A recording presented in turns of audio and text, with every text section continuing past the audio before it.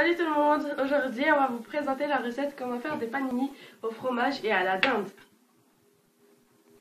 Donc on aura besoin de 525 g de farine, une cuillère à soupe de levure, 2 cuillères à café de sel, 3 cuillères à soupe d'huile d'olive, une cuillère à soupe de sucre en poudre et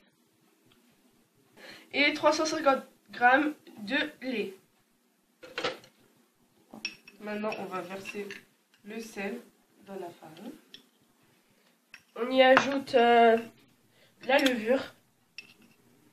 Voilà. On ajoute une cuillère à soupe de sucre. On ajoute 3 cuillères à soupe d'huile d'olive. 1, 2 et 3. Maintenant, on va verser la moitié, mais pas trop. Mais pas trop. Voilà. Du lait, hein, bien sûr. Oui, c'est du lait, bien sûr. On se mélange bien. Vas-y, verse maintenant. Vas-y, verse tout. Ouais.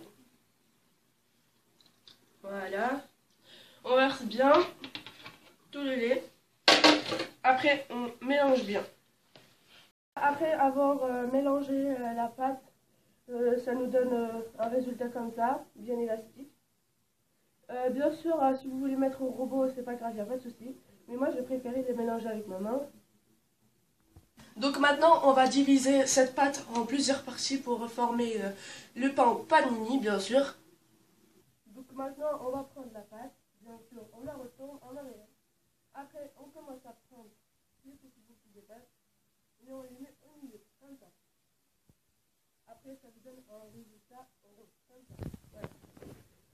Maintenant, on a fait ces 4 là. Donc maintenant, on a bien huilé, on va prendre déjà un plateau.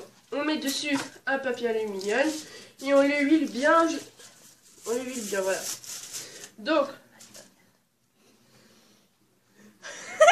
Donc maintenant, on aplatit bien la pâte comme ceci. Et pour faire effet panini, on va prendre l'arrière du couteau. L'arrière, pas le côté pour couper, bien sûr. Voilà, on fait des petits traits comme ça. Comme ça, ça nous fait un petit effet panini. Panini, voilà. Voilà. Ensuite, après les avoir aplatis et avoir fait les traces de couteau, maintenant on va les laisser reposer pendant 30 minutes. Et bien sûr, faut les couvrir.